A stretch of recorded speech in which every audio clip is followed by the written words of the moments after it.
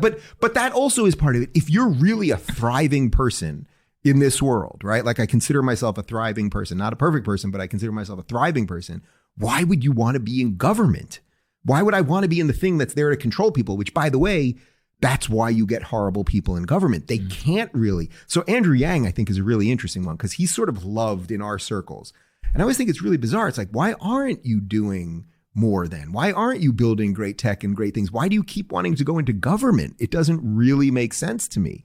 Like, you failed presidential bid. Then you went to Georgia because you wanted to help the Democrats win, which I guess did happen, or it did happen. Now you're running for mayor. It doesn't look like that's going to happen. I guess after this, he's going to run again. It's like, you seem like all the tech people seem to like you, or I don't really like him either. I can sort of read your. I just think I think it's all hype. I think it's all hype. Go ahead. I have a story. He also threw me under the bus in the New York Times. Okay, so you don't like him? Well, because the questioner said, why do you go on these right-wing shows like the Dave Rubin show, which isn't even a show, that's not the name of my show, where the quote was, where he regularly hosts white supremacists.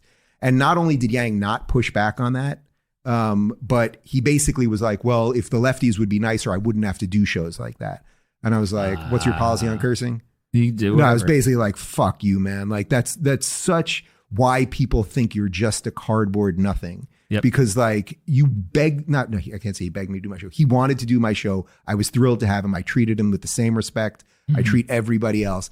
And now a New York Times person basically calls me a white supremacist, and you kind of, you don't say no. It's just gross. It's just all right. Gross. So here's my Yang Isn't it story. funny though? I could read it from you just by like your eyebrow basically was like. Well, here's why. I don't know him. Yeah. So I have to caveat that. I've never had a one-on-one conversation with them. Yeah. So like in all these situations, I'm always like, man, the best thing ever would be that you could sit down with each candidate, have a hour-long meal with them, and then walk away like, all right, this one vote. Like, Tulsi Gabbard, I did that with her on the show, and I freaking loved her, and we become good friends, and she's an honest, good woman.